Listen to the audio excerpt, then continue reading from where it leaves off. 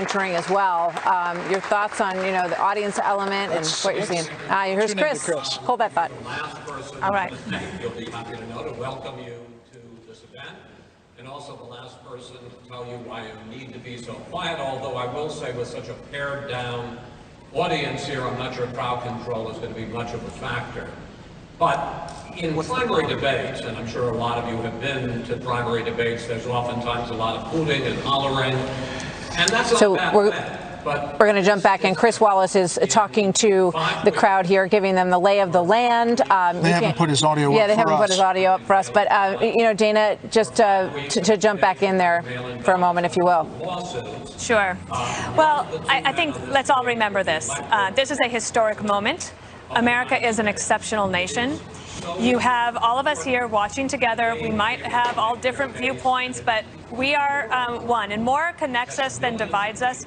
And even though there will be debates on the issues here, there might even be personal attacks. But really, at the end of the day, just remember, America does democracy extremely well, and I'm really glad that all of us are here watching it together. Carl, Chris, as you look at Dr. Jill Biden there and the Trump family on the other side of the aisle, Chris is telling this audience how important this moment is, not only for this moment in the election, but for American democracy.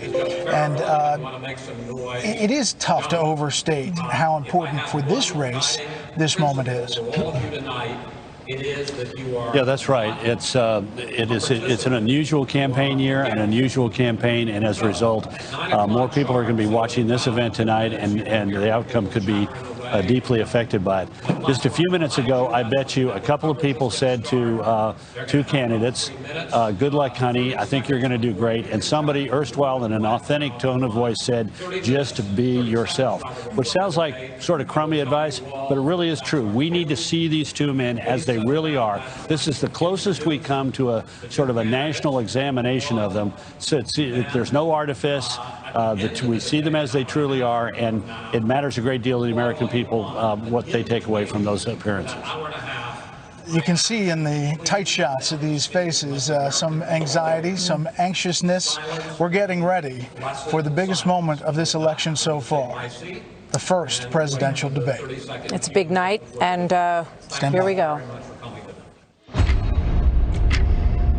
Meanwhile, the coronavirus. With the battle to replace her on the Supreme Court already brewing. They are fighting for justice. We are looking at a serious sell-off once again. In a time desperate for answers, two candidates emerge. It is their time to put their foot forward. A bold president with a passionate face.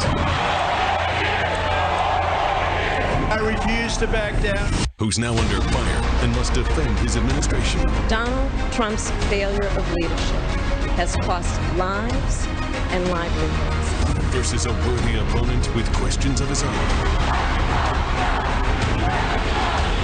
Joe Biden is basically the Loch Ness Monster of the swamp. Who must prove he's up to the challenge. When I tell the American people I'm going to do something, I follow through. Tonight, both candidates make their case to the American people as the country looks for strength and leadership. Who will move the country forward? Who will stand out? Who will rise and bring us together? This is the most important election in the history of our country. It's time for us, for we the people, to come together. The candidates are on the clock, and America is watching.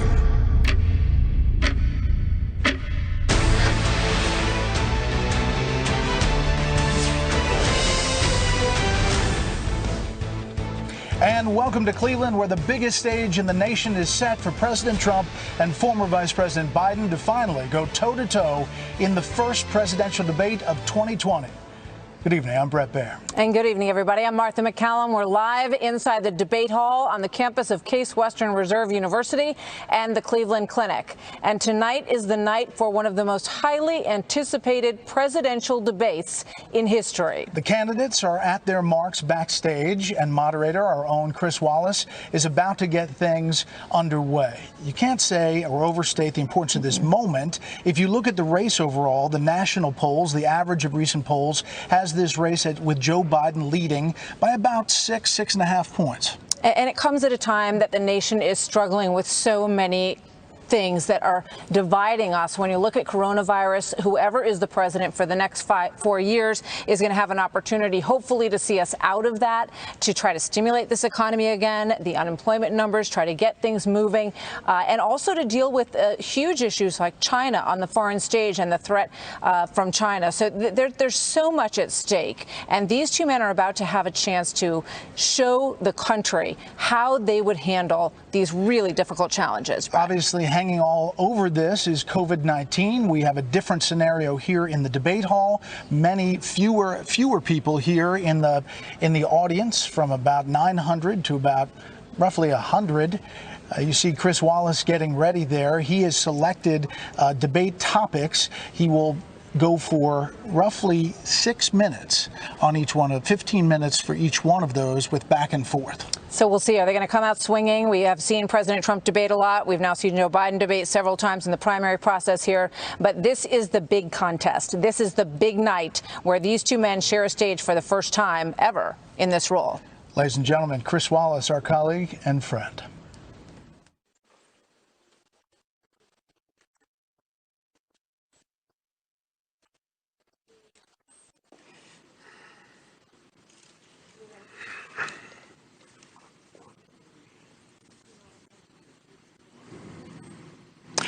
Good evening from the Health Education campus of Case Western Reserve University and the Cleveland Clinic.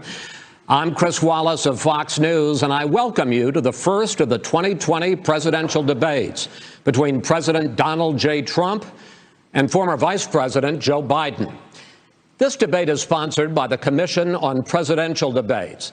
The commission has designed the format, 6 roughly 15-minute segments, with 2-minute answers from each candidate to the first question, then open discussion for the rest of each segment.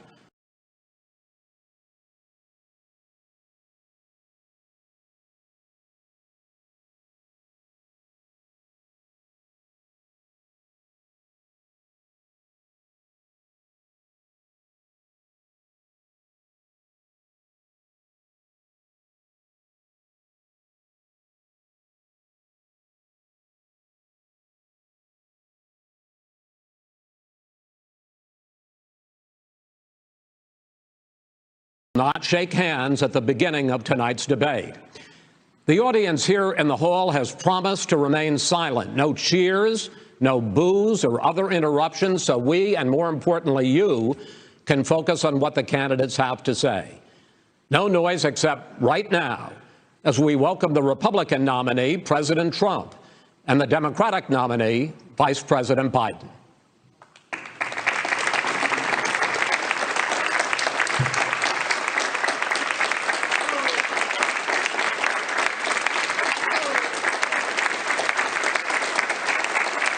How you doing, man? How are you?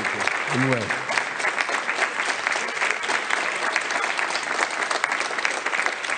Gentlemen, a lot of people have been waiting for this night, so let's get going. Our first subject is the Supreme Court. President Trump, you nominated Amy Coney Barrett over the weekend to succeed the late Ruth Bader Ginsburg on the court. You say the Constitution is clear about your obligation and the Senate's to consider a nominee to the court. Vice President Biden, you say that this is an effort by the president and Republicans to jam through an appointment and what you call an abuse of power. My first question to both of you tonight: why are you right in the argument you make and your opponent wrong? And where do you think a Justice Barrett would take the court? President Trump, in this first segment, you go first. 2 minutes. Thank you very much, Chris. I will tell you very simply, we won the election. Elections have consequences. We have the Senate, we have the White House, and we have a phenomenal nominee, respected by all, top academic, good in every way, In fact, some of her biggest endorsers are very liberal people from Notre Dame and other places. So I think she's going to be fantastic. We have plenty of time. Even if we did it after the election itself. I have a lot of time after the election, as you know. So I think that she will be outstanding. She's going to be as good as anybody that has served on that court. We really feel that. We have a professor at Notre Dame, highly respected by all, said she's the single greatest student he's ever had. He's been a professor for a long time at a great school. And we won the election, and therefore we have the right to choose her. And very few people knowingly would say otherwise. And by the way, the Democrats, they wouldn't even think about not doing it. If they had, the only difference is they're trying to do it faster. There's no way they would give it up. They had Merrick Garland, but the problem is they didn't have the election, so they were stopped. And probably that would happen in reverse also. Definitely would happen in reverse. So we won the election, and we have the right to do it, Chris. President Trump, thank you. Same question to you, Vice President Biden. You have 2 minutes. Well, first of all, thank you for doing this, and looking forward to this, Mr. President. Thank you, Joe. The American people have a right to have a say in who the Supreme Court nominee is. And that say occurs when they vote for a United States senators and when they vote for the President of the United States. They're not going to get that chance now because we're in the middle of an election already. The election has already started. Tens of thousands of people have already voted. And so the thing that should happen is we should wait. We should wait and see what the outcome of this election is, because that's the only way the American people get to express their view is by who they elect as president and who they elect as vice president. Now, what's at stake here is the president's made it clear he wants to get rid of the Affordable Care Act. He's been running on that, he ran on that, and he's been governing on that. He's in the Supreme Court right now trying to get rid of the Affordable Care Act, which will strip 20 million people from having insurance, health insurance now, if it goes into court, and the justice, and I have nothing. I'm not opposed to the justice. She seems like a very fine person, but she's written before she went on the bench, which is her right, that she thinks that the Affordable Care Act is not constitutional. The other thing that's on the court, and if it's struck down, what happens? Women's rights are fundamentally changed. Once again, a woman could be held pay more money because she has a pre-existing condition of pregnancy. They were able to charge a woman more for the same exact procedure a man gets. And that ended when we, in fact, passed the Affordable Care Act.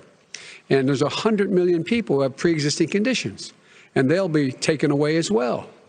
Those pre-existing conditions, the insurance companies are going to love this. And so it's just not appropriate to do this before this election. If he wins the election and the Senate is Democrat or Republican, then he goes forward. If not, we should wait until February. All right. There aren't 100 million people with pre-existing conditions. As far as the say is concerned, the people already had their say. Okay, Justice Ginsburg said very powerfully, very strongly, at some point, 10 years ago or so, she said a president and the Senate is elected for a period of time, but a president's elected for 4 years. We're not elected for 3 years. I'm not elected for 3 years. So we have the Senate, we have a president. He's elected to the next during election. that period of time, we have an opening. I'm not elected for 3 years. I'm elected for 4 years. And the 100 million people, Joe, the 100 million people is totally wrong. I don't know where you got that number. The bigger problem that you have is that you're going to extinguish 180 million people with their private health care that they're very happy with. That's simply not true. Well, you're certainly going to socialist. You're going to socialist medicine. We're now into, gentlemen, we're now into open discussion. Open discussion. Open discussion. Yes, I agree. Go ahead, Vice President. Number one, he knows that what I proposed. What I proposed is that we expand Obamacare and we increase it. We do not wipe any. And one of the big debates we had with 23 of my colleagues trying to win the nomination that I won were saying that Biden wanted to allow people to have private insurance still. They can. They do. They will under my proposal. It's not what you've said, but and it's not what your party has said. That is simply your party a lie. doesn't say it. Your party wants to go socialist medicine. My party is and me. socialist right healthcare. Now, I am and the they're going to dominate party. you, Joe. You know that. I am the Democratic Party right now. The platform of the Democratic Party is what I, in fact, approved of. What I approved of. Now, here's the deal. The deal is that it's going to wipe out pre-existing conditions. And by the way, the 200,000 people that have died on his watch, how many of those have survived? Well, there's 7 million people that contracted COVID. What does it mean for them going forward if you strike down the Affordable Care Act. And Joe, you've had 308,000 military people dying because you couldn't provide them proper health care in the military. So don't tell me about this. I'm happy to talk about this. And if you were here, it wouldn't be 200, it would be 2 million people because you were very late on the draw. You didn't want me to ban China, which was heavily infected. You didn't want me to ban all right, gentlemen, which was heavily infected. You would have been much later, Joe. Mr. President, much later. Mr. President. You're talking about 2 million people. Mr. President, as the moderator, we are going to talk about COVID in the next segment, but go ahead. Let me finish. The point is that the president also is opposed to Roe v. Wade. That's on the ballot as well in the court. And so that's also at stake right now. And so the election is already begun. You don't know it's on the ballot. Why is it on the ballot? Because why is it on the ballot? It's not on the ballot. It's on the ballot in the court. I don't think so. In the court. Well, there's nothing happening there. Donald, would you just don't know her view on Roe v. Wade. I don't know her view. Well, all right. Let's talk. We got a lot to unpack here, gentlemen. We got a lot of time. So on health care, and then we'll come back to Roe v. Wade. All right. Mr. President, the Supreme Court will hear a case a week after the election in which the Trump administration, along with 18 state attorneys general, are seeking to overturn Obamacare, to end Obamacare. You have spent the last... Because they want to give good health care. If I may ask my question, sir. Good health care. Over the last 4 years, you have promised to repeal and replace Obamacare, but you have never in these 4 years come up with a plan, a comprehensive plan to replace Obamacare. Of course I have. Well, I got rid of the individual mandate. I'm going to give you an opportunity. I got rid of the individual mandate, which was a big chunk of Obamacare. That is absolutely a big thing. That was the worst part of Obamacare. Sir, Chris, that was the worst part of Obamacare. Let me ask my question. Well, I'll ask Joe. The individual mandate was the most unpopular aspect of Obamacare. I got rid of it. I'd like you and we will protect people with President, I'm the moderator of this debate, and I would like you to let me ask my question, and then you can answer your question.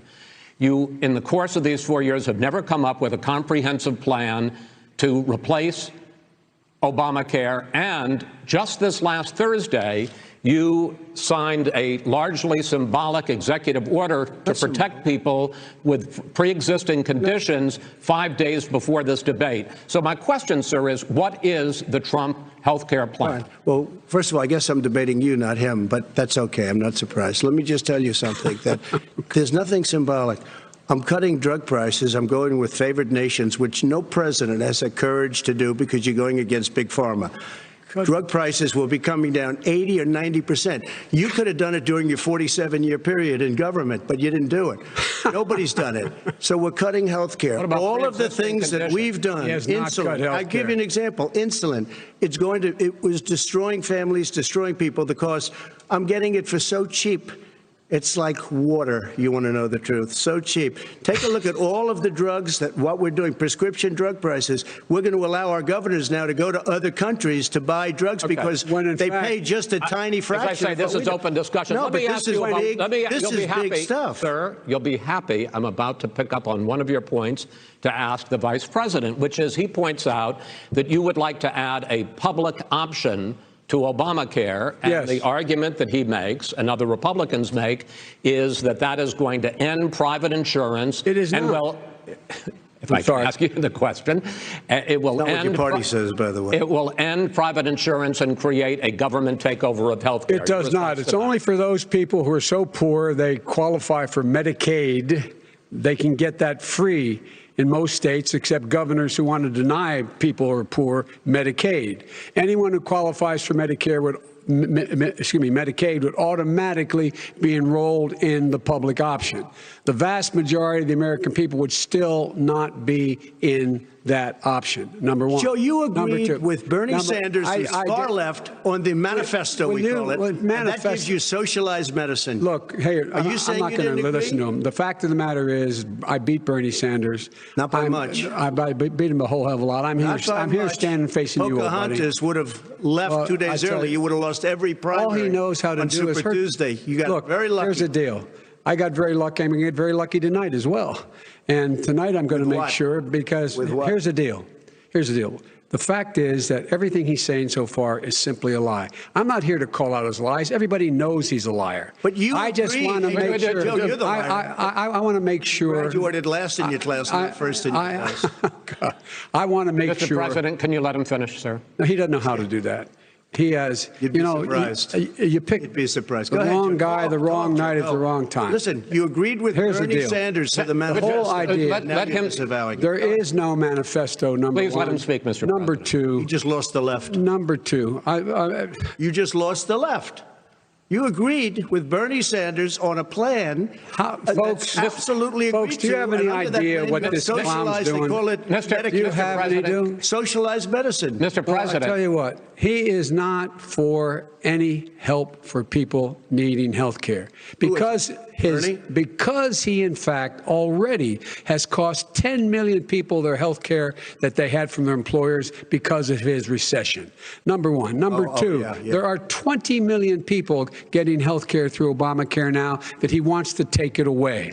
He won't ever look you in the eye and say that's what he wants to do. Take it away. No, I want to give them better health care at a much lower price because by the way, he doesn't know how. He doesn't know how to do that. I've already fixed it. He has never offered a plan. Fixed it to an extent. He has never done a single thing. As you might know, but probably does. Gentlemen, you realize if you're both speaking at the same time, and it's too expensive. Let the president. Go ahead, sir. Obamacare is no good. We made it better, and I had a choice to make very early on. We took away the individual mandate.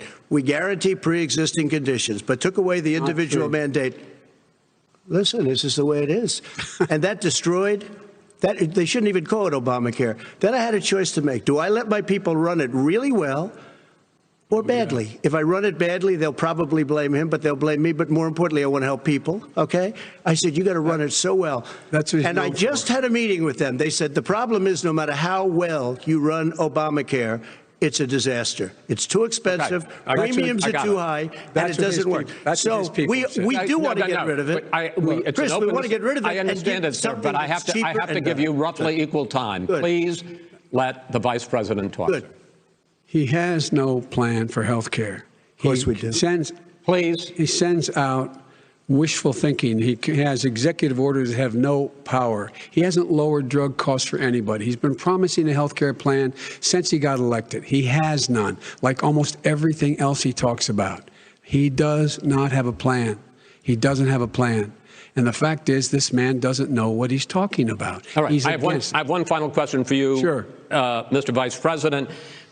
If Senate Republicans, we were talking originally about the Supreme Court here, if Senate Republicans go ahead and confirm Justice Barrett, there has been talk about ending the filibuster or even packing the court, adding to the 9 justices there. You call this a distraction by the president, but in fact, it wasn't brought up by the president. It was brought up by some of your Democratic colleagues in the Congress. So my question to you is, you have refused in the past to talk about it. Are you willing to tell the American people tonight whether or not you will support either ending the filibuster or packing the court? Whatever position I take in that, that'll become the issue. The issue is the American people should speak. You should go out and vote.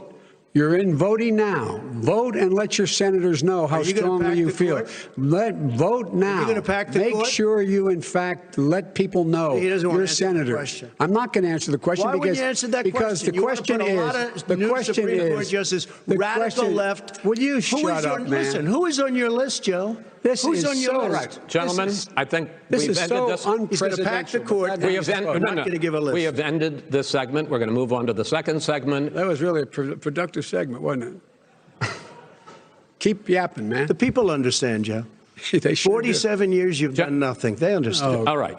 The second subject is COVID-19, which is an awfully serious subject. So let's try to be serious about it. We have had more than 7 million cases of coronavirus in the United States, and more than 200,000 people have died. Even after we produce a vaccine, experts say that it could be months or even years before we come back to anything approaching normal.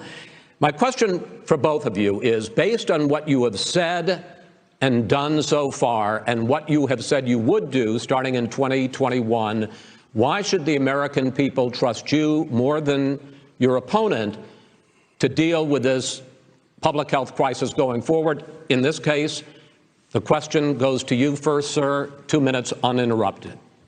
Good luck. 200,000 dead. As you said, over 7 million infected in the United States. We, in fact, have 4% of the world's population, 20% of the deaths. 40,000 people a day are contracting COVID. In addition to that, about between 750 and 1,000 people a day are dying. When he was presented with that number, he said, it is what it is. Well, it is what it is because you are who you are. That's why it is. The president has no plan. He hasn't laid out anything. He knew all the way back in February how serious this crisis was. He knew it was a deadly disease. What did he do? He's on tape as acknowledging he knew it. He said he didn't tell us or give people a warning of it because he didn't want to panic the American people. You don't panic. He panicked. In addition to that, what did he do? He went in and we were insisting that the Chinese, the people we had on the ground in China should be able to go to Wuhan and determine for themselves how dangerous this was. He did not even ask Xi to do that. He told us what a great job Xi was doing. He said we owe him a debt of gratitude for being so transparent with us. And what did he do then? He then did nothing. He waited and waited and waited. He still doesn't have a plan. I laid out back in March exactly what we should be doing. And I laid out again in July what we should be doing. We should be providing all the protective gear possible. We should be providing the money the House has passed in order to be able to go out and get people the help they need to keep their businesses open schools. It costs a lot of money. You should get out of your bunker and get out of the sand trap and get in your golf course and go in the Oval Office and bring together the Democrats and Republicans and fund what needs to be done now to save lives. So if we would have listened to you. You have 2 minutes, sir. If we would have listened to you, the country would have been left wide open. Millions of people would have died, not 200,000. And one person is too much. It's China's fault. It should have never happened. They stopped it from going in, but it was China's fault. And by the way, when you talk about numbers, you don't know how many people died in China. You don't know how many people died in Russia. You don't know how many people died in India. They don't exactly give you a straight count, just so you understand. But if you look at what we've done, I closed it, and you said he's xenophobic. He's a racist, and he's xenophobic because you didn't think I should have closed our country. Wait a minute. It says 2 minutes. You didn't think we should have closed our country because you thought it was terrible. You wouldn't have closed it for another 2 months. By my doing it early, in fact, Dr. Fauci said, President Trump saved thousands of lives. Many of you Democrat governors said, President Trump did a phenomenal job. We worked with the governor. Oh, really? Go take a look. The governors said I did a phenomenal job. Most of them said that. In fact, people that would not be necessarily on my side said that. President Trump did a phenomenal job. We did. We got the gowns. We got the masks. We made the ventilators. You wouldn't have made ventilators. And now we're weeks away from a vaccine. We're doing therapeutics already. Fewer people are dying when they get sick. Far fewer people are dying. We've done a great job. The only thing I haven't done a good job, and that's because of the fake news. No matter what you say to them, they give you bad press on it. It's just fake news. They give you good press. They give me bad press because that's the way it is, unfortunately. But let me just tell you something. I don't care. I've gotten used to it. But I'll tell you, Joe, you could never have done the job that we did. You don't have it in your blood. You could have never done that job. I know how to do the job. I know how to get the job Well, you done. didn't do very well in swine flu. H1N1, you were a disaster. Your own chief of staff said you were a disaster. 14,000 people died, not 200,000. There was no economic recession. Sir, you made a there was no recession. You made a point. Let him answer. And there was we didn't shut down the economy. This is his economy he's shut down. The reason it's shut down is because, look, you folks at home, how many of you got up this morning and had an empty chair at the kitchen table because someone died of COVID? How many of you were in a situation where you lost your mom or dad and you couldn't even speak to them? You had a nurse holding a phone up so you could, in fact, say goodbye. You would have lost far more people. Far more people. And you would have been. And by the way, his own CDC director says we could lose as many as another 200,000 people between now and the end of the year. And he held up. He said, if we just wear a mask, we can save half those numbers. Just a mask.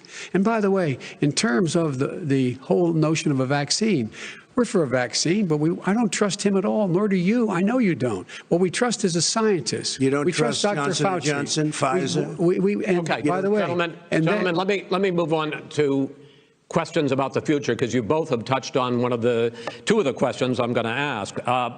Focusing on the future first, President Trump, you have repeatedly either contradicted or been at odds with some of your government's own top scientists. The week before last, the head of the Centers for Disease Control, Dr. Redfield, said it would be summer before the vaccine would become generally available to the public. You said that he was confused and mistaken. Those were your two words. Yeah. But Dr. Slaoui, the head of your Operation Warp Speed, has said exactly the same thing. Are they both wrong? Well, I've spoken to the companies, and we can have it a lot sooner. It's a very political thing, because people like this would rather make it political than save lives. It is a very political thing. I've spoken to Pfizer. I've spoken to all of the people that you have to speak to. We have great Moderna, Johnson & Johnson, and others. They can go faster than that by a lot.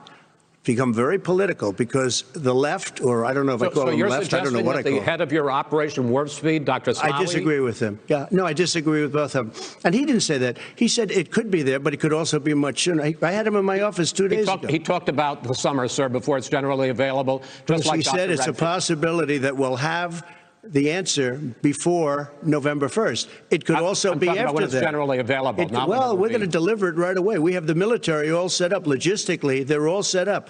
We have our military that delivers soldiers, and they can do 200,000 a day. They're going to be delivering. This is the same man it's who all told set you up. By Easter this would be gone away. By the warm weather it'd be gone. Miraculous, like a miracle. And by the way, maybe you could inject some bleach in your arm, and that would take care of it. This is the same man. That was said sarcastically, you know that. That was said sarcastically. And so here's the deal. This man is talking about a vaccine. Every serious company is talking about maybe having a vaccine done by the end of the year. But the distribution of that vaccine will not occur until sometime beginning or the middle of next year to get it out, if we get the vaccine. And pray God we will. Pray God we will. Mr. Vice President, I want to pick up, though. You'll have the vaccine sooner. I want to pick up on this question, though. You say the public can trust the scientists, but they can't trust President Trump. In fact, you said that again tonight. Your running mate, Senator Harris, goes further, saying the public health experts, quote, will be muzzled, will be suppressed. Given the fact that polls already show that people are concerned about the vaccine and are reluctant to take it, are you and your running mate, Senator Harris, contributing to that fear? No more than the question you just asked him. You pointed out. He puts pressure and disagrees with his own scientists. But you're saying Senator Harris is saying you can't trust the scientists. Well, no, you can trust the scientists. She didn't say that. You can't trust. She said the public health experts, quote, will be muzzled, will be suppressed. Well, that's what he's going to try to do. But there's millions of scientists, there's thousands of scientists out there, like here at this great hospital, that don't work for him. Their job doesn't depend on him. That's not, they're the people, and by the way. I spoke to the scientists that are in charge. By the way. They will have the vaccine very soon. Do you believe for a moment what he's telling you in light of all the lies he's told you about the whole issue relating to COVID? He still hasn't even acknowledged that he knew this was happening, knew how dangerous it was going to be back in February, and he didn't even tell you. He's on record as saying it. He panicked, or he just looked at the stock market. One of the two, because guess what? A lot of people died, and a lot more are going to die unless he gets a lot smarter, a lot quicker. So, Mr. President? Did you use the word smart? So you said you went to Delaware State, but you forgot the name of your college. You didn't go to Delaware State. You graduated either the lowest or almost the lowest in your class. Don't ever use the word smart with me. Don't ever use that word. Oh, give me a break. Because you know what? There's nothing smart about you, Joe. 47 years, you've done nothing. Let's have this debate. And if you would have had, let me just tell you something, Joe. No, if you would have had the charge of what I was put through, I had to close the greatest economy in the history of our country. And by the way, now it's being built again. You see, and it's we're going going to get up to the fast. economy in the next segment, sir. Okay.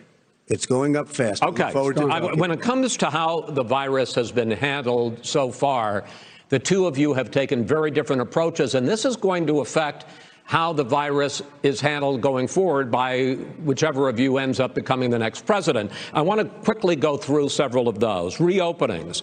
Vice President Biden, you have been much more reluctant than President Trump about reopening the economy and schools. Why, sir? Because he doesn't have a plan. If I were running, I know what the plan is. You've got to provide these businesses the ability to have the money to be able to reopen with the PPE as well as with the sanitation they need. You have to provide them plastic. Tell that to Nancy Pelosi.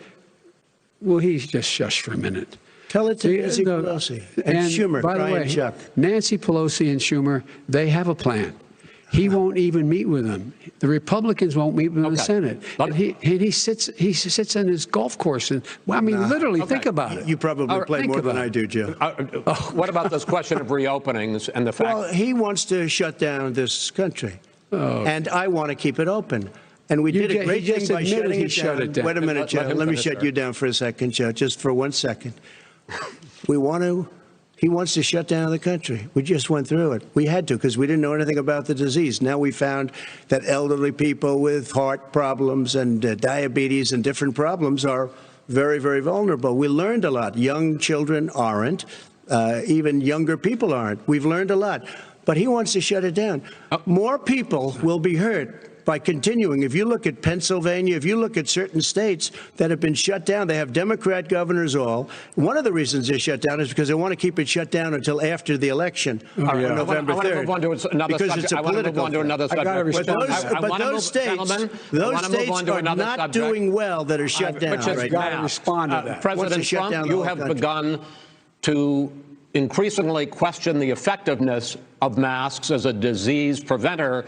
And in fact, recently you have cited the issue of waiters touching their masks and touching plates. Are you questioning the efficacy of masks? You have to understand, if you look, I mean, I have a mask right here. I put a mask on, when I think I need it. Tonight, as an example, everybody's had a test, and you've had social distancing and all of the things that you have to. But I wear masks when needed. When needed, I wear masks. Okay, let me ask. I don't wear masks like him. Every time you see him, he's got a mask. He could be speaking 200 feet away from it. He shows up with the biggest mask I've ever seen. I will say this. Vice President Biden, go ahead, sir. Look, the way to open businesses is give them the wherewithal to be able to open. We provided money. But I was asking you, sir, about masks. Well, masks make a big difference. His own head of the CDC said if we just wore a mask between now, if everybody wore a mask in social distance between now and January, we'd probably save up to 100,000 lives. It matters. And they've also said the opposite. They've also said no serious person said the opposite. Well, look at Dr. Fauci. Dr. Fauci said the opposite. He did not say the opposite. We got a little bit more than a minute left in this segment. Masks are not good. Then he changed his mind. He said masks good. I'm okay with masks. I want to ask you both about one last subject, because your different approaches has even affected the way that you have campaigned. President Trump, you're holding large rallies with crowds packed together, thousands of people. Outside, yes, sir, agreed. Vice President Biden, you are holding much smaller events with... Because nobody will show up. People with... Well, it's true. Nobody shows up to his rallies. All right. In any case, why you holding the big rallies? Why you not? You go first, sir. Because people want to hear what I have to say. I mean, but are you not worried great about job as a president, and I'll have 35,000 people show up at airports. We use airports. Are you not worried about we have a lot of people? Sir? Well, so far, we have had no problem whatsoever. It's outside. That's a big difference, according to the experts. And we do them outside. We have tremendous crowds, as you see. I mean, and literally on 24 hours notice. And Joe does the circles and has 3 people someplace. Okay. By the way, did you see one of the last big rallies he had? And a reporter came up to him to ask him a question. He said, no, stand back. Put on your mask. Put on a mask. Have you been tested? I'm way far away from those other people. That's what he said. I can't. I'm going to be okay. He's not worried about you. He's not worried about the people out there breathing in one another. We've had no negative effect. No negative effect. We've had no negative effect. And we've had 35,000, 40,000 people at these rallies. Just quickly finish up, because I want to move on to our next. Yes, I would. He's been totally irresponsible the way in which he has handled the social distancing and people wearing masks, basically encouraged them not to. All right. He's a fool on this. If you could get the crowds, you would have done the same thing. But you can't. Nobody cares. Gentlemen, can we move on to the economy? Gentlemen, can we move on to the economy? Yes. The economy is, I think it's fair to say, recovering faster than expected from the shutdown. Much faster. In the second quarter, the unemployment rate fell to 8.4% last month. The Federal Reserve says the hit to growth, which is going to be there, is not going to be nearly as big as they had expected. President Trump, you say we are in a V-shaped recovery. Vice President Biden, you say it's more of a K-shape. What difference does that mean to the American people in terms of the economy? President Trump, in this segment, you go first. So we built the greatest economy in history. We closed it down because of the China plague. When the plague came in, we closed it down, which was very hard psychologically to do. He didn't think we should close it down, and he was wrong. And again, 2 million people would be dead now instead of still 204,000 people is too much. One person is too much. Should have never happened from China. But what happened is we closed it down, and now we're reopening, and we're doing record business. We had 10.4 million people in a 4-month period that we've put back into the workforce. That's a record the likes of which nobody's ever seen before. And he wants to close down he will shut it down again. He will destroy this country. You know, a lot of people, between drugs and alcohol and depression, when you start shutting it down, you take a look at what's happening at some of your Democrat-run states where they have these tough shutdowns. And I'm telling you, it's because they don't want to open it. One of them came out last week. You saw that. Oh, we're going to open up on November 9th. Why November 9th? Because it's after the election. They think they're hurting us by keeping them closed. They're hurting people. People know what to do. They can social distance. They can wash their hands. They can wear masks. They can do whatever they want. But they got to open these states up. When you look at North Carolina, when you look, and these governors are under siege, Pennsylvania, Michigan, and a couple of others, you got to open these states up. It's not fair. You're talking about almost it's like being in prison. And you look at what's going on with divorce. Look at what's going on with alcoholism and drugs. It's a very, very sad thing. And he'll close down the whole country. This guy will close down the whole country and destroy our country. Our country is coming back incredibly well, setting records as it does it. We don't need somebody to come in and say, let's shut it down. All right. Your 2 minutes, sir. We're now moved to you. As I said, posing the question, the president says it's a V-shaped recovery. You say it's a K-shaped recovery. What's the difference? The difference is millionaires and billionaires like him in the middle of the COVID crisis have done very well. Billionaires have made another $300 billion because of his profligate tax proposal, and he only focused on the market. But you folks at home, you folks living in Scranton and Claymont and all the small towns and working class towns in America, how well are you doing? This guy paid a total of $750 in taxes. Sir, wait, no, sir, it's just yeah, I understand. You've agreed to the 2 minutes, so please let him have it. Do I get my time back? The fact is that he has, in fact, worked on this in a way that he's going to be the first president of the United States to leave office having fewer jobs in his administration than when he became president. Fewer jobs than when he became president. First one in American history. Secondly, the people who have lost their jobs are those people who have been on the front lines, those people who have been saving our lives, those people who have been out there dying, people who've been putting themselves in the way to make sure that we could all try to make it. And the idea that he is insisting that we go forward and open when you have almost half the states in America with a significant increase in COVID deaths and COVID cases in the United States of America. And he wants to open it up more. Why does he want to open it up? Why doesn't he take care of the American? You can't fix the economy until you fix the COVID crisis. And he has no intention of doing anything about making it better for you all at home in terms of your health and your safety. Schools. Why aren't schools open? Because it costs a lot of money to open them safely. You know, they were going to give, his administration was going to give the teachers and school students masks. And then they decided, no, couldn't do that because it's not a national emergency. Not a national emergency. They've done nothing to help small businesses. Nothing. They're closing. 1 in 6 is now gone. He ought to get on the job and take care of the needs of the American people so we can open safely. All right. Your time is up, sir. Well, we are going to get to... I have to respond to that. Well, you both had 2 minutes, sir. Excuse me, he made a statement. So did you. People want their schools, people want their schools open. They don't want to be shut down. They don't want their state shut down. They want their restaurants. I look at New York. It's so sad what's happening in New York. It's almost like a ghost town. And I'm not sure it can ever recover what they've done in New York. People want their places open. They want to get back to their lives. They'll be careful, but they want their schools open. I'm the one that brought back football. By the way, I brought back Big Ten football. It was me, and I'm very happy to do it.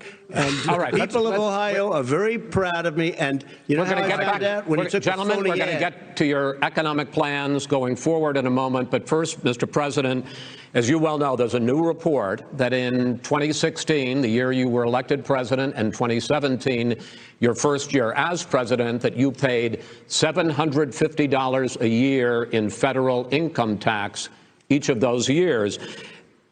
I know that you pay a lot of other taxes, but I'm asking you the specific question. Is it true that you paid $750 in federal income taxes each of those 2 years? I paid millions of dollars in taxes, millions of dollars of income tax.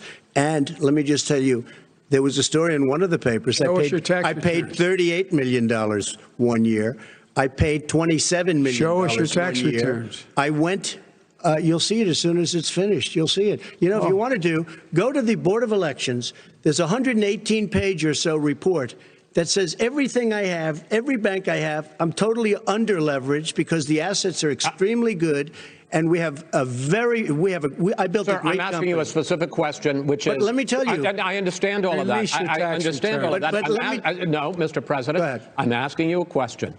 Will you tell us how much you paid in federal income taxes in 2016 and 2017? Millions of dollars. You paid millions of dollars? Millions of dollars. So yes. not 750. Millions of dollars. And you'll get to see it. And you'll get to see it.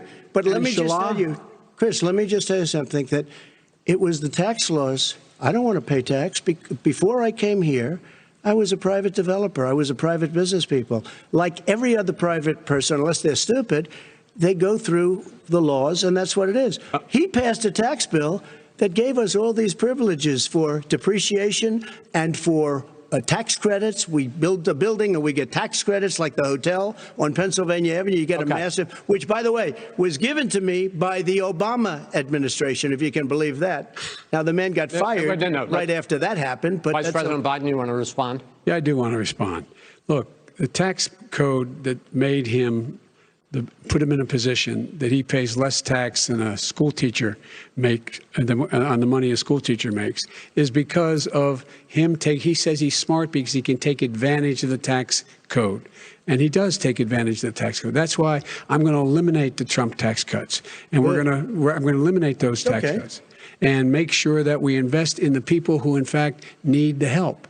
People out there need help. But why didn't you do it over in the last 25 years? Because you weren't president. Because you weren't president screwing things up. You were a senator. And you're the worst president America has ever had. Hey, come Joe, on. let me just tell you, Joe. I've done.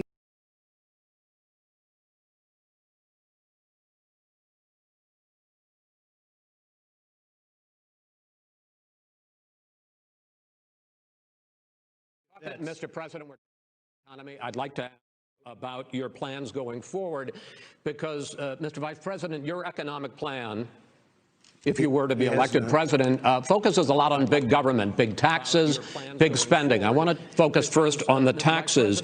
You propose more than $4 trillion over a decade in new taxes on individuals making more than $400,000 a year and on corporations. President Trump says that that kind of increase in taxes is going to hurt the economy as it's just coming out of a recession. Well, just take a look at what President Trump says, that kind of increase in taxes is going to hurt the economy as it's just coming out of a recession. Well, just take a look at what President Trump says, that kind of increase in taxes is going to hurt the economy as it's just coming out of a recession. Well, just take a look at what we're going to make. This federal government spends $600 billion a year on everything from ships to steel to buildings and the like.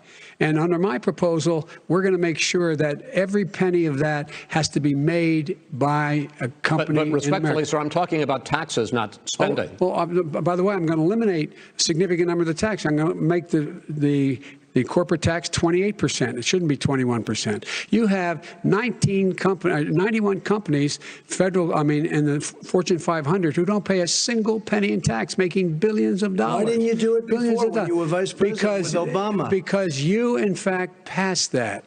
That was your tax proposal. I got it done. And you know what happened? Yeah, you got it done. Our economy boomed like it's never boomed. The economy is busted. Mr. President, let me pick up on that. You would continue your free market approach, lower taxes, more deregulation, correct? Not lower taxes for the American people. But let me, excuse me. But in Obama's, you talk about the economy booming, it turns out that in Obama's final 3 years as president, more jobs were created, 1.5 million more jobs than in the first 3 years of your presidency. They had the slowest recovery since economic recovery since 1929. It was the slowest recovery. Also, they took over something that was down here. All you had to do is turn on the lights and you pick up a lot. But they had the slowest economic recovery since 1929. Let me tell you about the stock market.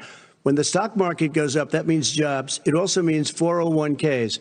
If you got in, if you ever became president with your ideas, you want to terminate my taxes, I'll tell you what, you'll lose half of the companies that have poured in here will leave, and plenty of companies that are already here, they'll leave for other places.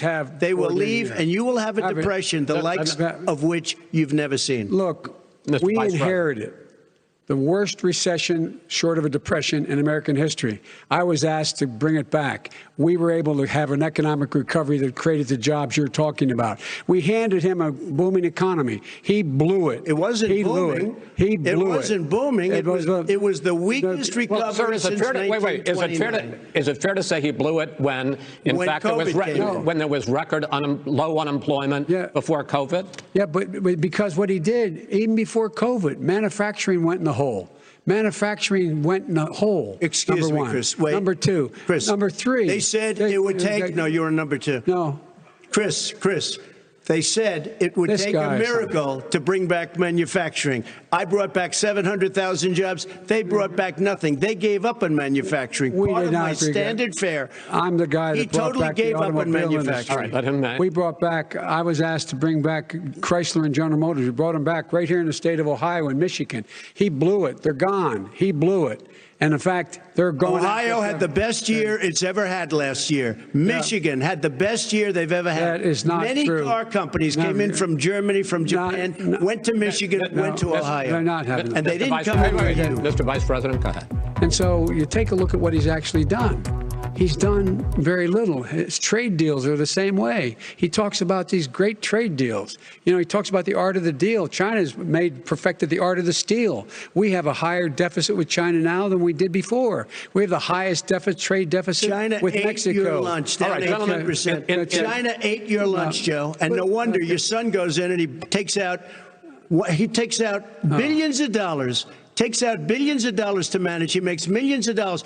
And also, while we're at it, why is it, just out of curiosity, the mayor of Moscow's wife gave your son $3.5 million. What did he do to deserve it? What did he do with Burisma to deserve $183,000? You've asked a question, let him answer. None of that is true. Oh, really? Totally, Mr. President, please. Totally discredited. Totally discredited. And by the way, well, wait, he didn't get $3.5 million, Joe? Mr. Vice, he got $3.5 million. That is not true. Oh, really? Mr. President, it's an open discussion, please. It's a fact. Well, you have raised an issue. Let the Vice President answer. Discredited. Did Burisma pay him $183,000 a month? With no experience in energy? Mr. President, my son did nothing wrong at Burisma. I think he did. Mr. President, let him answer. He doesn't want to let me answer because he knows I have the truth. His position has been totally, thoroughly discredited. By who? The media? By everybody. Well, by the media, by our allies, by the World Bank, by everyone has discredited. Matter of fact, even the people who testified under oath. So let me ask you this, Joe. No, go ahead, Mr. I'm listening to you. People under. He got $3.5 million from Moscow. He testified under oath in his administration, said, I did my job and I did it very well. Oh, really? I did it I'd honorably. like to know who they are. Well, I'll give you the list of the people who testified. No, go ahead, sir. Sure, you've already fired most of them because they did a good job. Some people don't do a good job. with you. Go ahead. Wait a minute. You get the final word, Mr. Well, it's hard to get any word in with this clown. Excuse me. This. Hey, let me just say to you. No. Mr. President. $3.5 million, Joe. That is simply. Why did he deserve $3.5 million from Moscow? Look, here's the deal. We want to talk about families and ethics. I don't want to do that. I mean, his family we could talk about all night. His family's already... My family lost a fortune by coming down and helping us with government. And that's such a... Mr. President. Every single one of them lost a fortune. This is not about my family or his family. It's about your family, the American people. He doesn't... That's not true. It doesn't want to talk about what you need. You, the American people. It's about you. That's what we're talking about here. All right. That's the end of the segment. We're moving on. He didn't take them. Well, Vice President, Chris, can I be honest? It's a very important question. Try to be honest. He stood up. The answer to the question is no. Ukraine. No, sir. With $1 billion, if you that is absolutely not true. You're doing it. You're going to have true, gentlemen. I hate to raise my voice, but it seems to be. Why should I be different than the two of you? So here's the deal. Good point. We have 6 segments. We have ended that segment. We're going to go to the next segment. In that segment, you each are going to have 2 uninterrupted moments. In those 2 uninterrupted minutes, Mr. President, you can say anything you want. I'm going to ask a question about race, but if you want to answer about something else, go ahead. But I think that the country would be better served if we allowed both people to speak with fewer interruptions. I'm appealing to you, sir, to do that. Well, and him too. Well, frankly, you've been doing more interrupting than he has. That's all right, but he does plenty. Well, less than, sir, less than plenty. No, less than you have. Let's please continue on. The issue of race. Vice President Biden, you say that President Trump's response to the violence in Charlottesville 3 years ago, when he talked about very fine people on both sides, was what directly led you to launch this run for president. Oh, yeah, sure.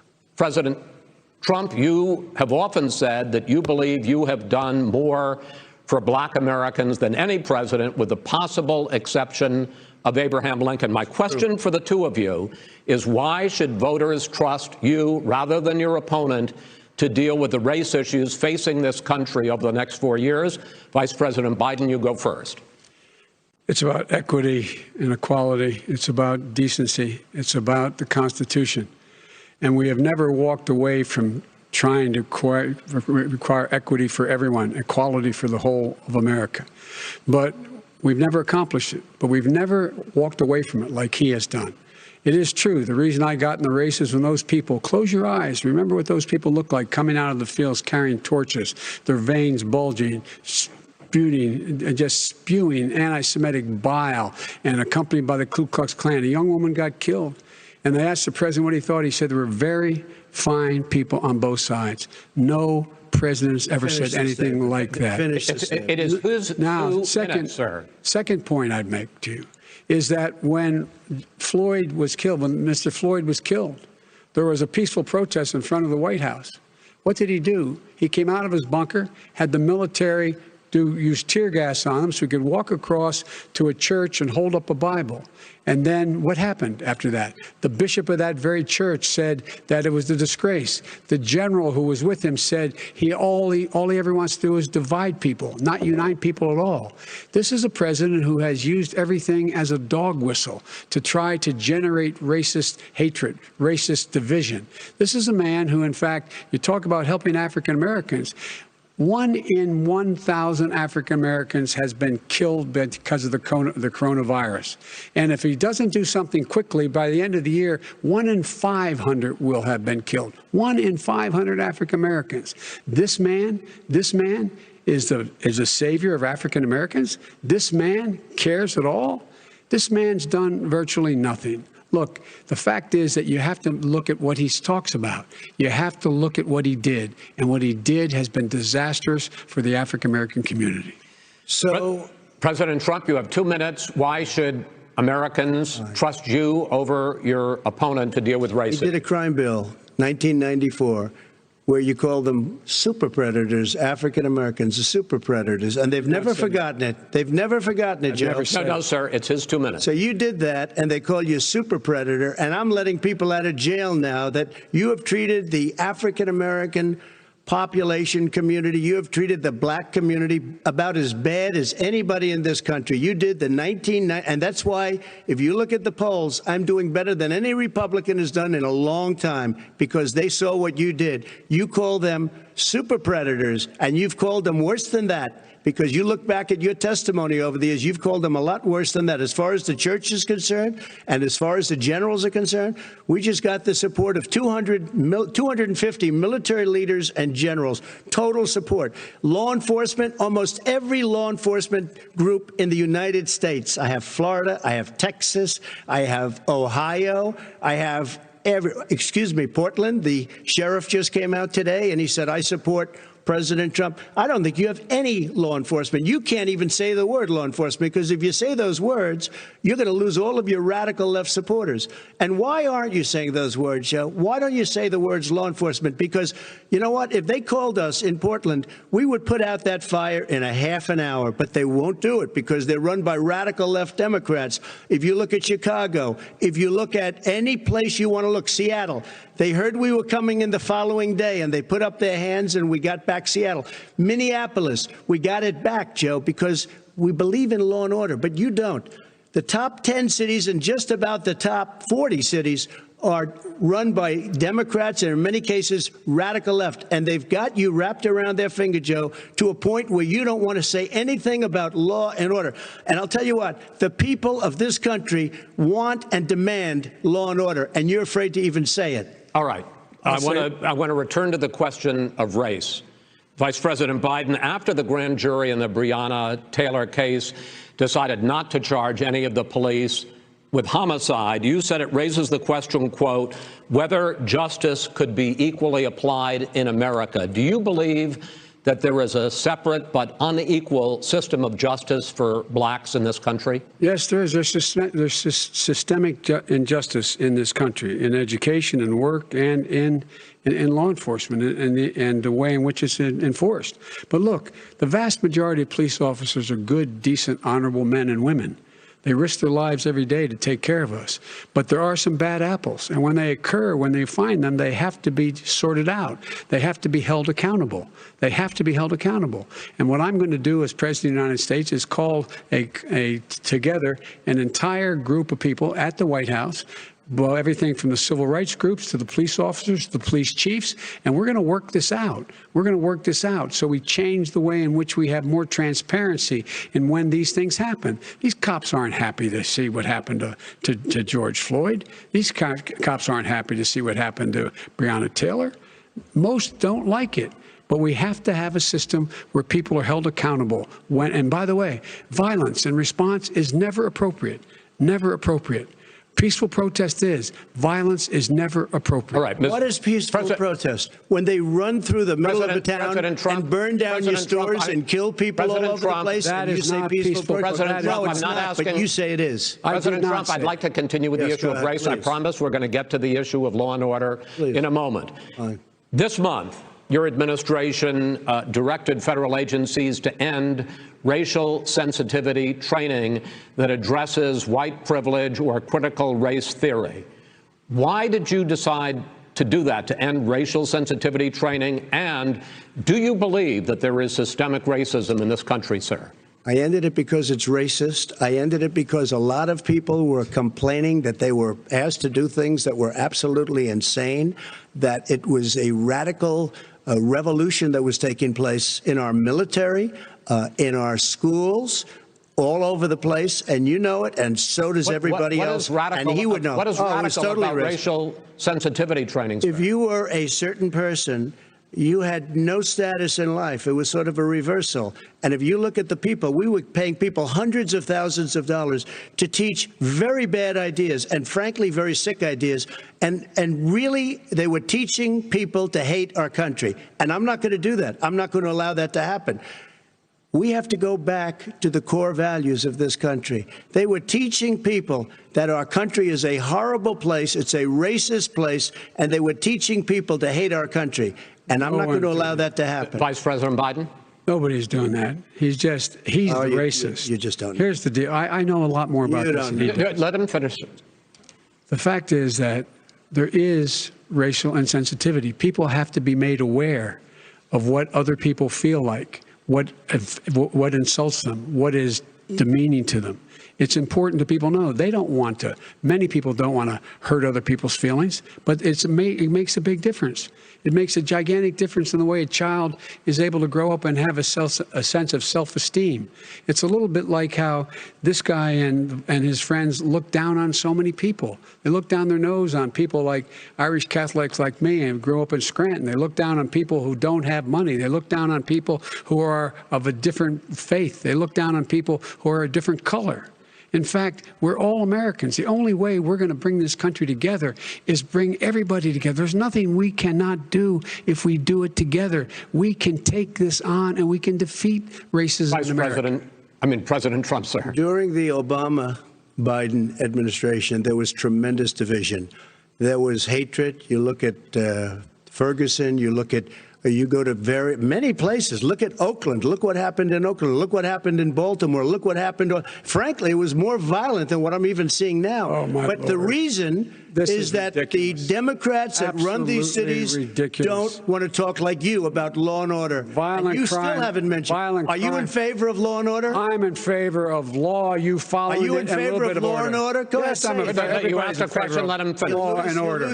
Law and order. Let him answer. Law and order with justice, where people get treated fairly. Okay. And the fact of the matter is, violent crime went down 15% in our administration. All right. It's gone up on his watch. Went down much more in ours. All right, we're now. Mr. President, you're going to. Mr. President, every record in the book. Mr. President, you're going to be very happy because we're now going to talk about law and order. Places we had trouble were Democratic-run cities. That's exactly my question. There has been a dramatic increase in homicides in America this summer particularly, and you often blame that on Democratic mayors and Democratic governors, but in fact there have been equivalent spikes in Republican-led cities like Tulsa and Fort Worth.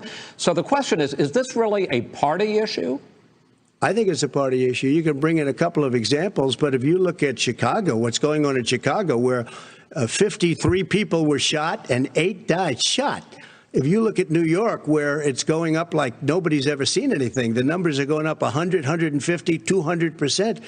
Crime. It is crazy what's going on. And he doesn't want to say law and order because he can't, because he'll lose his radical left supporters. And once he does that, it's over with. But if he ever got to run this country and they ran it the way he would want to run it, we would have our suburbs would be gone. By the way, our suburbs would be gone. And you would see problems like you've never seen. He would know a suburb unless he took a wrong turn. Oh, I know suburbs. He would not. So much Wait a minute. I was raised in the suburbs. This is not 1950. All these dog whistles and racism don't work anymore. Suburbs are by and large integrated. There's many people today driving their kids to soccer practice and or to black and white and Hispanic in the same car as there have been any time in the past. What really is a threat to the suburbs and their safety is his failure to deal with COVID. They're dying in the suburbs. His failure to deal with the environment. They're being flooded. They're being burned out because his refusal to do anything. That's why the suburbs are in trouble. I do want to talk about this issue of law and order, though. And in the joint recommendation that came from the Biden-Bernie Sanders task force, you talked about, quote, reimagining policing. Yeah. First of all, what does reimagining policing mean, and do you support? It means. Let me, if I might finish the question. What does reimagining policing mean, and do you support the Black Lives Matter call for community control of policing? Look, what I support is the police having the opportunity to deal with the problems they face. And I'm totally opposed to defunding the police offices. As a matter of fact, local police, the only one defunding it, his budget calls for a $400 million cut in local law enforcement assistance. They need more assistance. They need, when they show up for a 9/11 call, to have someone with them as a psychologist or psychiatrist to keep them from having to use force and be able to talk people down. We have to have community policing like we had before, where the officers get to know the people in the communities. That's when crime went down. It didn't go up, it went down. And so we have to be engaged. That's not what they're talking about, Chris. That's not what they're talking about. He's talking about defunding the police. That is not true. He doesn't have any law support. Look, he has no law enforcement support. That's not true. Almost nothing. Look. Oh, really? Who do you have? Name one group that supports you. Name one group that came out and supported you. Go ahead. Look, think. We have time. We don't have time to do anything. Think about it. Name one law enforcement group that came out and supported. Gentlemen, I think I'm going to take back the moderator's role, and I want to get to another subject, which is the issue of protests in many cities that have turned violent. In Portland, Oregon, especially, we had more than 100 straight days of protests, which I think you would agree. You talk about peaceful protests. Many of those turned into riots. Mr. Vice President, you say that people who commit crimes should be held accountable. The question I have, though, is, as the Democratic nominee, and earlier tonight you said that you are the Democratic Party right now, have you ever called the Democratic mayor of Portland or the Democratic governor of Oregon and said, hey, you got to stop this, bring in the National Guard, do whatever it takes, but you'd stop the days and months of violence in Portland? I don't hold public office now. I am a former vice president. I've made it clear. I've made it clear in my public statements that the violence should be prosecuted. It should be prosecuted. And anyone who commits it But you've never called for the people, the leader, excuse me, sir. You have never called for the leaders in Portland and in Oregon to bring in the National Guard and knock off 100 days of riots. They can, in fact, take care of it if he just stay out of the way. Look here. Oh, really? Here's the thing. I sent in the U.S. Marshals to get the killer of the young man in the middle of the street. They shot him. And for 3 days, President Trump, Portland wouldn't do anything. I had to send in the U.S. Marshals. They took care of business. Go ahead, sir. And by the way, you know, his own former spokesperson said, you know, riots and chaos and violence help his cause. That's what this is all about. I don't know who said that. I do. Who? I think Kellyanne Conway. I don't think she said that. She said that. And so here's the, here's the point. The point is that that's what he keeps trying to rile everything up. He doesn't want to calm things down. Instead of going in and talking to people and saying, let's get everybody together, figure out how to deal with this. What's he do? He just pours gasoline in the fire constantly, and every single solitary time. And to end this, button up this segment, I'm going to give you a minute to answer, sir. You have repeatedly criticized. I have to answer his statement. You have repeatedly. You've been talking back and forth. He made a statement. I'm asking you. I would love to end it. Sir, I would love to end it. You know, if you want to switch seats. We could very quickly. We could do that, but I'd send in the National Guard, it would be over. There'd be no problem. Okay. But they don't want to accept the National Guard. You have repeatedly criticized the vice president for not specifically calling out Antifa and other left-wing extremist groups. But are you willing tonight to condemn white supremacists and militia groups and to say that they need to stand down and not add to the violence in a number of these cities, as we saw in Kenosha and as we've seen in Portland? Sure, are you I'm prepared to specifically do it? Well, go ahead, sir. I would say almost everything I see is from the left wing, not from the right wing. So what are you saying? I'm willing to do anything. I want to see peace. Then do it, sir. Say it. Do it. Say it. Do you want to call him? What do you want to call them? Give me a name. Give me a white name. Supremacists and white like me to condemn? White supremacists and right Proud Boys.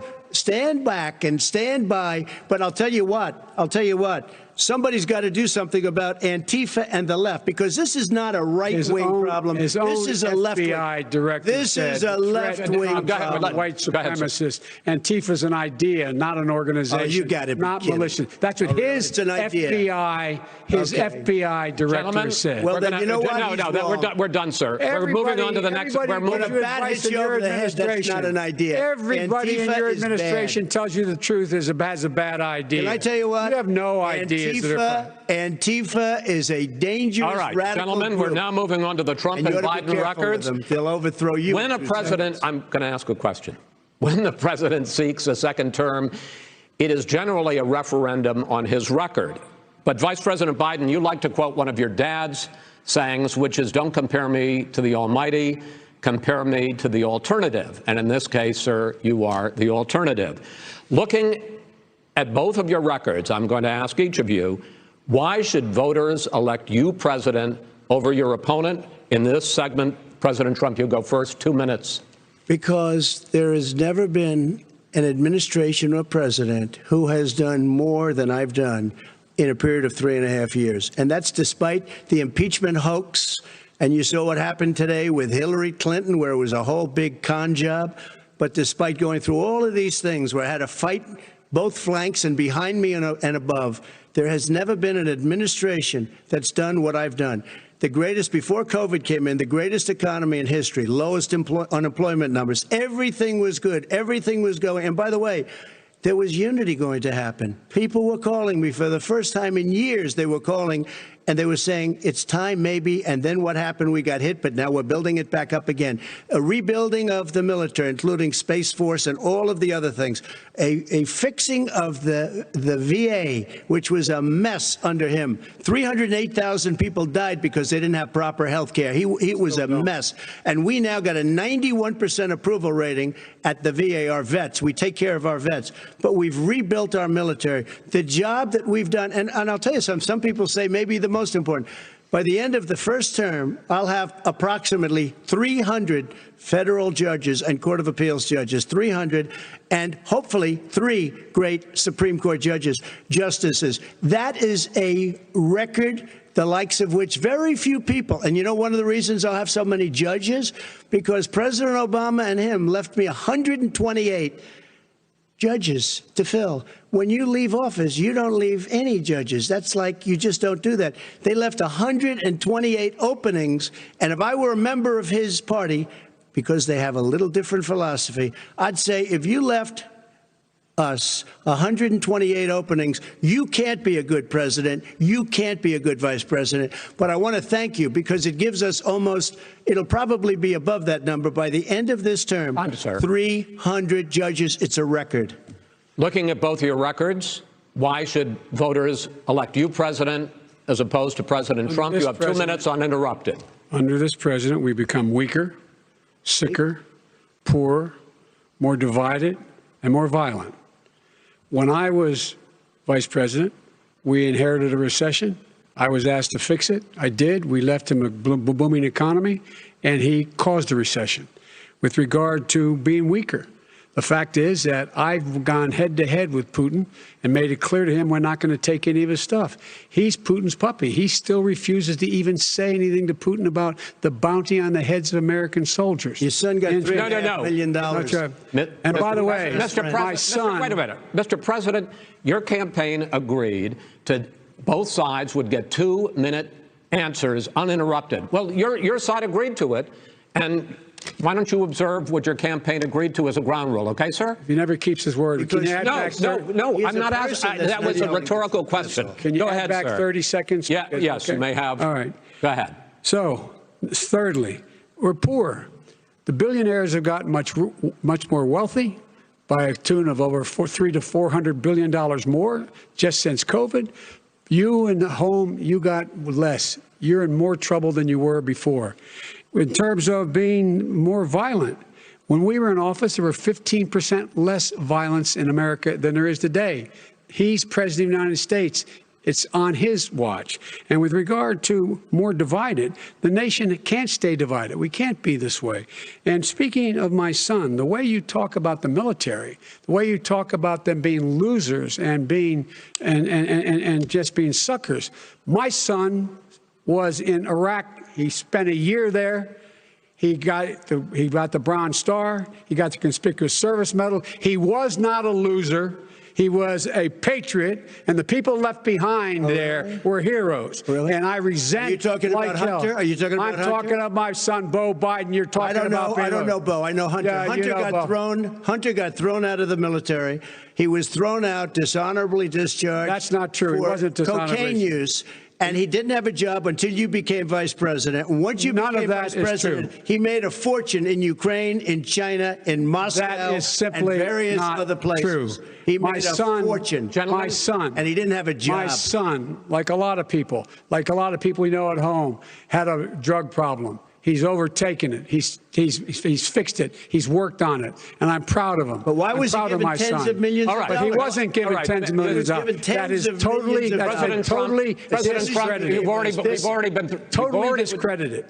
We've already been through this. I think the American people would rather hear about more substantial subjects. Well, you know, as the moderator, sir, I'm going to make a judgment call here. Gets $3.5 million from the mayor of Moscow. Let's talk about that. True. Gentlemen, that report is totally discredited.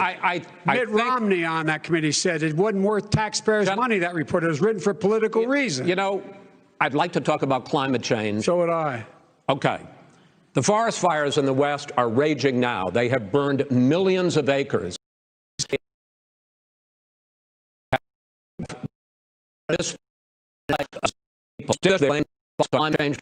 I don't think the science knows. Over your 4 years, you have pulled the U.S. out of the Paris Climate Accord. You have rolled back a number of Obama environmental records. What do you believe about the science of climate change, and what will you do in the next 4 years to confront it? I want crystal clean water and air. I want beautiful, clean air. We have now the lowest carbon. If you look at our numbers right now, we are doing phenomenally. But I haven't destroyed our businesses. Our businesses aren't put out of commission. If you look at the Paris Accord, it was a disaster from our standpoint. And people are actually very happy about what's going on because our businesses are doing well. As far as the fires are concerned, you need forest management in addition to everything else. The forest floors are loaded up with trees, dead trees that are years old, and they're like tinder, and leaves and everything else. You drop a cigarette in there, the whole forest burns down. You've got to have forest management. What do you You've got to have cuts. What do you believe about the science of climate change, sir? I believe that we have to do everything we can to have immaculate air, immaculate water, and do whatever else we can that's good. You know, we're planting 1 billion trees, the Billion Tree Project, and it's very exciting. Do you believe that human pollution, greenhouse gas emissions contributes to the global warming of this planet? I think a lot of things do, but I think to an extent, yes. I think to an extent, yes. But I also think we have to do better management of our forests. Every year, I get the call, California's burning. California's burning. If that was cleaned, if you had forest management, good forest management, you wouldn't be getting those calls. You know, in Europe, they live their forest cities. They're called forest cities. They maintain their forests. They manage their forests. I was with the head of a major country. It's a forest city. He said, sir, we have trees that are far more, they ignite much easier than California. There shouldn't be that problem. I spoke with the governor about it. I'm getting along very well with the governor. But I said, you know, at some point, you can't every year have hundreds of thousands of acres of land just burned to the ground. But, sir, that's burning down because of a lack of management. But, sir, if you believe in the science of climate change, why have you rolled back the Obama Clean Power Plan, which limited carbon emissions in power plants? Why have you relaxed? Because it was driving energy prices through the sky. Why have you relaxed fuel economy standards that are going to create more pollution from cars and trucks? Well, not really, because what's happening is the car is much less expensive and it's a much safer car, and you're talking about a tiny difference. And then what would happen, because of the cost of the car, you would have at least double and triple the number of cars purchased. We have the old slugs out there that are 10, 12 years old. If you did that, the car would be safer. It would be much cheaper by $3,500. In the case of California, they've simply ignored. No, but you would take a lot of cars off the market because people would be able to afford a car. Now, and by the way, we're going to see how that turns out. But a lot of people agree with me, many people. The car has gotten so expensive because they have computers all over the place for an extra little bit of gasoline. And I'm okay with electric cars, too. I think I'm all for electric cars. I've given big incentives for electric cars. But what they've done in California is just crazy. Right. Vice President Biden, I'd like you to respond to the president's climate change record, but I also want to ask you about a concern. You proposed $2 trillion in green jobs. You talk about new limits, not abolishing, but new limits on fracking, ending the use of fossil fuels to generate electricity by 2035, and zero net emission of greenhouse gases by 2050. The president says a lot of these things would tank the economy and cost millions of jobs. He's absolutely wrong, number one. Number two, if in fact, during our administration, the Recovery Act, I was in charge, able to bring down the cost of renewable energy to cheaper than or as cheap as coal and gas and oil. Nobody's going to build another coal-fired plant in America. No one's going to build another oil-fired plant in America. They're going to move to renewable energy, number one. Number two, we're going to make sure that we are able to take the federal fleet and turn it into a fleet that's run on their electric vehicles. Making sure that we can do that, we're going to put 500,000 charging stations and all of the highways that we're going to be building in the future. We're going to build an economy that, in fact, is going to provide for the ability of us to take 4 million buildings and make sure that they, in fact, are weatherized in a way that, in fact, they'll emit significantly less gas and oil because the heat will not be going out. There's so many things that we can do now to create thousands and thousands of jobs. We can get to net zero in terms of energy production by 2035. Not only not costing people jobs, creating millions of good paying jobs, not $15 an hour, but prevailing wage, by having a new infrastructure that, in fact, is green. And the first thing I will do, I will rejoin the Paris Accord. I will join the Paris Accord because with us out of it, look what's happening. It's all falling apart. And talk about someone who has no relationship with foreign policy. Brazil, the rainforests of Brazil are being torn down, are being ripped down. More carbon is absorbed in that rainforest than every bit of carbon that's emitted in the United States. Instead of doing something about that, I would be gathering up and making sure we had the countries of the world coming up with $20 billion and say, here's $20 billion. Stop tearing down the forest. And if you don't, then you're going to have significant economic consequences. What about the argument that President Trump basically says that you have to balance environmental interests and economic interests, and he's drawn his line? Well, he hadn't drawn a line. He still, for example, he wants to make sure that methane's not a problem. You can now emit more methane without it being a problem. Methane. This is a guy who says that you don't have to have mileage standards for automobiles that exist now. This is a guy who says that, well, the fact is, it's all true. And here's the deal. He's talking about the Green New Deal, and it's not $2 billion or $20 billion, as you said. It's $100 trillion. I'm talking about where they want to rip down buildings and rebuild the building. No, it's the dumbest, most ridiculous. Where airplanes are out of business, where two-car systems are out, where they want to take out the cows too. You know, that's not true either, right?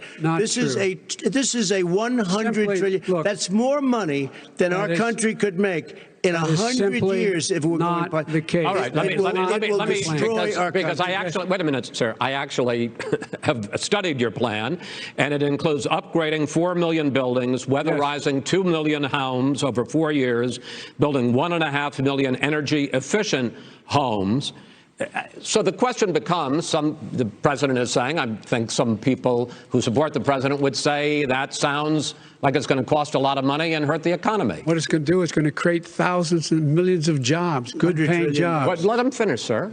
He doesn't know how to do that. $100 billion. The fact is, it's going to create millions of good-paying jobs, and these tax incentives for people to weatherize, which he wants to get rid of. It's going to make the economy much safer. Look how much we're paying now to deal with the hurricanes. By the way, he has an answer for hurricanes. He said maybe we should drop a nuclear weapon on them. They may. I never said that. At all. He did say. You made it up. And here's the deal. You make up. We are going to be in a position where we can create hard, good jobs by making sure the environment is clean and we all are in better shape. We spend billions of dollars now, billions of dollars on floods, hurricanes, rising seas. We're in real trouble. Look what's happened just in the Midwest with these storms that come through and wipe out entire sections and counties in Iowa. They didn't happen before. They're because of global warming. We make up 15% of the world's problem. We, in fact, but the rest of the world, we've got to get them to come along. That's why we have to get back into the Paris Accord. All right, gentlemen. Wait a minute, Chris. So why didn't he do it for 47 years? You were vice president. Why didn't you get the world? China sends up real dirt into the air. Russia does. India does. They all do. We're supposed to be good. And by the way, he made a couple of statements. The Green New Deal is $100 trillion. That is not my plan. That's the Green well, New you want to rebuild Deal every is building. not my plan. I want to rebuild every. If he knew anything about, if he knew anything he made a statement about the military. He said I said something about the military. He and his friends made it up, and then they went with it. I never said it. Okay, that is what not he true. did is he You're done in this segment. He called the military Mr. Vice President, stupid bastards. I He did said not it on say tape. that. He said stupid bastards. He said it. Stop. I would never say that. Play it. Play it. Go ahead, Mr. Vice President. Answered his final question. The final question is, I can't remember which of all his rantings. I'm having a little trouble myself, but and about the economy and about this question of what it's going to cost. The economy. I mean, the Green New Deal and the idea of what your environmental changes will do. The Green New Deal will pay for itself as we move forward. We're not going to build plants that, in fact, are great polluting plants. So do you support the Green New Deal? Pardon me? Do you support? No, I don't support the Green New Deal. You don't? Oh, well, that's a big statement. I support that means you just the radical left. I support the Biden plan that I put forward. Okay. The Biden plan, which is different than what he calls the radical Green New Deal. All right, gentlemen, final segment, election integrity. As we meet tonight, millions of Americans are receiving mail-in ballots or going to vote early.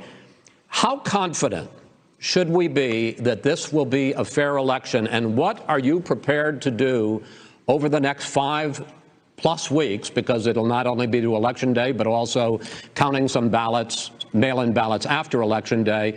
What are you prepared to do to reassure the American people that the next president will be the legitimate winner of this election? In this final segment, Mr. Vice President, you go first. Prepared to let people vote. They should go to iwillvote.com. Decide how they're going to vote, when they're going to vote, and what means by which they're going to vote. His own Homeland Security Director, and as well as the FBI Director, says there is no evidence at all that mail-in ballots are a source of being manipulated and cheating. They said that. The fact is that there are going to be millions of people because of COVID that are going to be voting by mail-in ballots, like he does, by the way. He sits behind the Resolute desk and sends his ballot to Florida, number one. Number two, we're going to make sure that those people who want to vote in person are able to vote, because enough poll watchers are there to make sure they can socially distance. The polls are open on time, and the polls stay open until the votes are counted. And this is all about trying to dissuade people from voting, because he's trying to scare people into thinking that it's not going to be legitimate. Show up and vote. You will determine the outcome of this election. Vote, vote, vote. If you're able to vote early in your state, vote early. If you're able to vote in person, vote in person. Vote whatever way is the best way for you, because he cannot stop you from being able to determine the outcome of this election.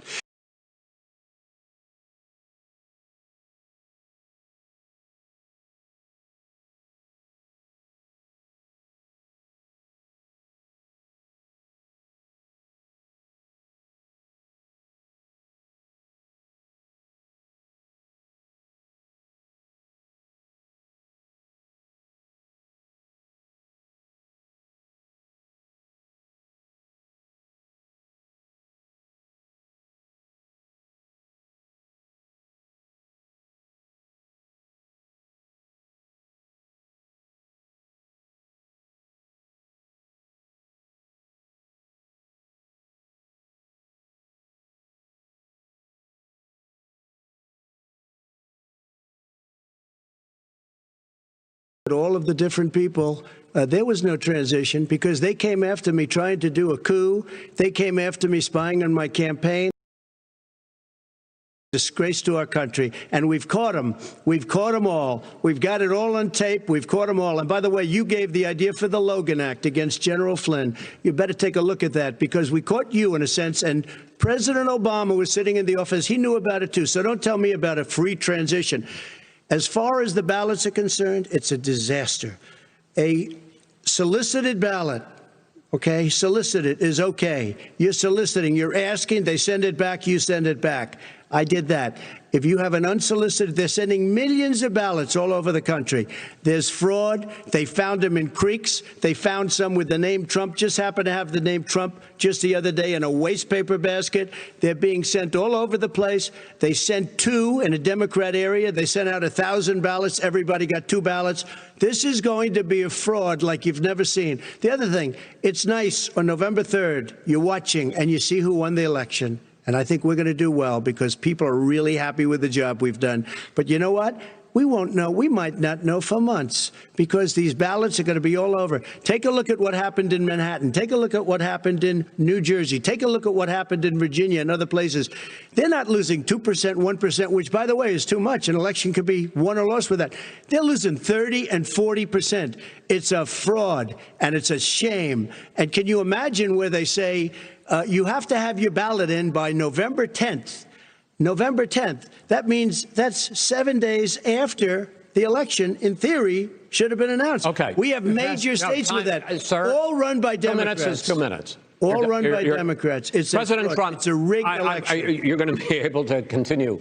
You have been charging for months that mail-in balloting is going to be a disaster. You say it's rigged, that it's going to lead to fraud. But in 2018, in the last midterm election, 31 million people voted mail-in voting. That was a quarter, more than a quarter of all the voters that year cast their ballots by mail. Now that millions of mail-in ballots have gone out, what are you going to do about it? And are you counting on the Supreme Court, including a Justice Barrett, to settle any dispute? Yeah, I think I'm counting on them to look at the ballots, definitely. I don't think, I hope we don't need them in terms of the election itself. But for the ballots, I think so, because what's happening is incredible. I read today, where at least 1% of the ballots for 2016 were invalidated. They take them. We don't like them. We don't like them. But what they are you throw going to them do out about it? There are millions of ballots going out right now. What you do is you go and vote. You do a solicited ballot, and that's okay, or you go and vote. I'm asking you about the fact that millions of people You go and vote. You go and vote, but like they used to in the oath. Millions of people. You either do, Chris, a solicited ballot where you're sending it in, they're sending it back, and you're sending. They have mailmen with lots of it. Did you see what's going on? Take a look at West Virginia. Mailmen selling the ballots. They're being sold. They're being dumped in rivers. This is a horrible thing for our country. This is not going to end well. This is not going to end well. 5 states have had mail-in ballots for the last decade or more, 5, including 2 Republican states. And you don't have to solicit the ballot. It's sent to you. It's sent to your home. What they're saying is that it has to be a postmark by election day. If it doesn't get in till the 7th, 8th, 9th, it still should be counted. He's just afraid of counting the votes because you're wrong. You're wrong. I want to continue with you on this, Vice President Biden. Because Chris, he's so wrong when he makes a statement like that. Excuse me. Vice President Biden, the biggest problem, in fact, over the years with mail-in voting has not been fraud historically. It has been that sizable numbers, sometimes hundreds of thousands of ballots are thrown out because they have not been properly filled out, or there is some other irregularity, or they missed the deadline. So the question I have is, are you concerned that the Supreme Court with a Justice Barrett will settle any dispute? I'm concerned that any court would settle this because here's the deal. When you get a ballot and you fill it out, you're supposed to have an affidavit. If you didn't know, you have someone say that this is me. You should be able to, if in fact you can verify that's you before the ballot is thrown out, that's sufficient to be able to count the ballot because someone made a mistake and not dotting the correct I. Who they voted for, testify, say who they voted for, say it's you. That is totally legitimate. All right. Excuse me, Chris, when you have 80 million ballots, I have a final Senate question. and swamping the system, you know it can't be done. You know it can't. And already there's been so fraud. Now, mail service delivers 185 million question pieces of mail a day. In 8 states, we can keep talking. In 8 states, election workers are prohibited currently by law, 8 states, from even beginning to process ballots, even take them out of the envelopes and flatten them until Election Day. That means that it's likely, because there's going to be a huge increase in mail-in balloting, that we are not going to know on election night who the winner is, that it could be days, it could be weeks, could be months, until we find out who the new president is. So first for you, sir, finally for the vice president, I hope neither of you will interrupt the other. Will you urge your supporters to stay calm during this extended period, not to engage in any civil unrest? And will you pledge tonight that you will not declare victory until the election has been independently certified? President Trump, you go first. I'm urging my supporters to go into the polls and watch very carefully, because that's what has to happen. I am urging them to do it. As you know, today there was a big problem. In Philadelphia, they went in to watch. They're called poll watchers, a very safe, very nice thing. They were thrown out. They weren't allowed to watch. You know why? Because bad things happen in Philadelphia, bad things. And I am urging my people. I hope it's going to be a fair election. If it's a fair election, I am 100% on board. But if I see tens of thousands of ballots being manipulated, I can't go along with that. And I'll tell you what, from a common sense, does that mean you're going to tell your people to take to the street? It means you have a fraudulent election. You're sending out 80 million ballots. They're not equipped to. These people aren't equipped to handle it. Number one. Number two, they cheat. They cheat. Hey, they found ballots in a waste paper basket 3 days ago, and they all had the name military ballots. They were military. They all had the name Trump on them. Vice President you think Biden, that's good? Vice President Biden, final question for you. Will you urge your supporters to stay calm while the vote is counted, and will you pledge not to declare victory until the election is independently certified? Yes, and here's the deal. We count the ballots, as you pointed out. Some of these ballots in some states can't even be opened until Election Day. And if there's thousands of ballots, it's going to take time to do it. And by the way, our military, they've been voting by ballots since the end of the Civil War, in effect. And that's what's going to happen. Why was it not? Why is it for them somehow not fraudulent? It's the same process. It's honest. No one has established at all that there is fraud related to mail-in ballots, that somehow it's a fraudulent process. It's already been established. Take a look at Carolyn Maloney's race. You had an opportunity to respond. Carolyn Monroe. Go ahead. They have no idea what happened. Vice President Biden, go ahead. He has no idea what he's talking about. Here's the deal. The fact is, I will accept it, and he will too. You know why? Because once the winner is declared, after all the ballots are counted, all the votes are counted, that'll be the end of it. That'll be the end of it. And if it's me, in fact, fine. If it's not me, I'll support the outcome. And I'll be a president not just for the Democrats. I'll be a president for Democrats and Republicans. And this guy, I want to see an honest ballot count. Gentlemen, you say that's the end of it? This is the end of this debate? Honest ballot count. We're going to leave it there.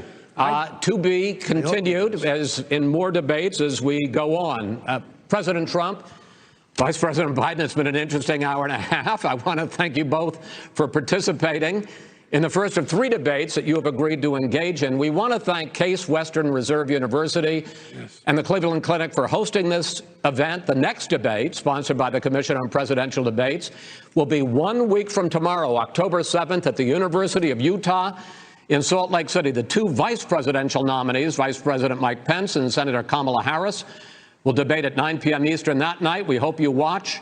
Until then, thank you and good night. 96 minutes after beginning, we have an answer to one of the questions. It was, yes, fiery from the beginning.